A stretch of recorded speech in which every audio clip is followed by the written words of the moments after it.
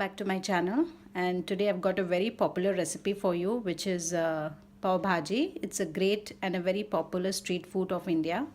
So here are the ingredients. I have taken some vegetables which I've already boiled, carrots, cauliflowers and potatoes, and I've boiled them with 2 teacups of water, and I'm just going to mash it like this later on. This is a vegetable smasher, or a potato smasher as it's called. So I took 2 medium sized carrots, 1 small head of cauliflower, and 1 capsicum. Now this capsicum was really huge, so I'm taking only the half portion, but you may add 1 capsicum. 1 cup of green peas. In case if you're using the fresh ones, you may have to boil it, but since these are frozen, we won't be boiling it. 1 large onion, fine medium-sized tomatoes, and in spices I've got half a teaspoon of salt, half a teaspoon of red chili, 1 tablespoon of ginger garlic paste, and I'm going to use this Everest pav bhaji masala. We're going to use 2 tablespoons or so, and then for cooking we'll be needing some oil as well as some butter. The lemon is those were the ingredients for the bhaji. Now coming to the pav part. Pav is nothing but the bread which is served along with the bhaji. So here I have taken pav which I've slit it from the middle, and then I've applied a generous layer of butter.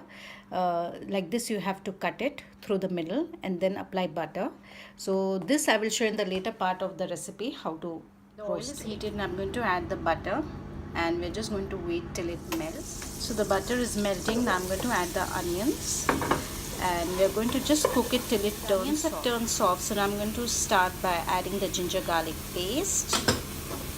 Mix it. I'm going to add the tomatoes. Now I'm going to add the spices, the dry spices, only salt and red chili powder.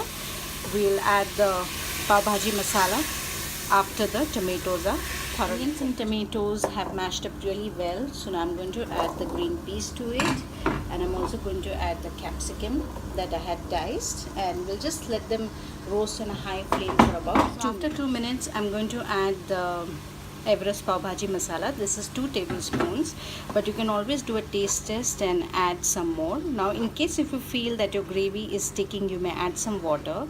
So mine is not sticking because still there is a lot of moisture from the onions and the tomatoes.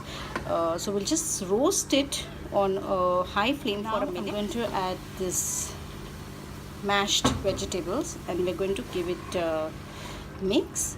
And traditionally, if you see the street foods, they are cooked on an open pan called tawa, but at home it is not so very possible, to cook on a tawa this entire thing, because we're cooking for a family, not for an individual. So we are cooking in a pan, but in case if you have a huge tawa at your home, then you may surely make into it. So right now we are just going to cook this thing.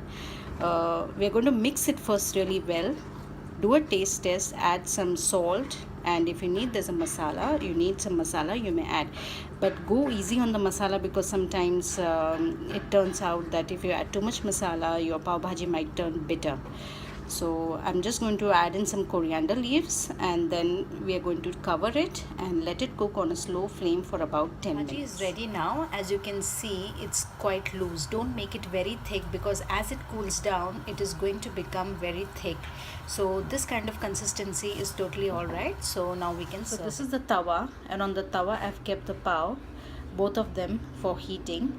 So if you see inside, there's a lot of butter. So right now we'll just so guys, here are pav and bhaji, both are ready, and you have to top it with the butter, otherwise the pav bhaji is incomplete. And you can always serve it with some raw onion slices and a wedge of lemon, so that whoever wants it to be a slightly more tangy, so they can add squeeze in the lemon over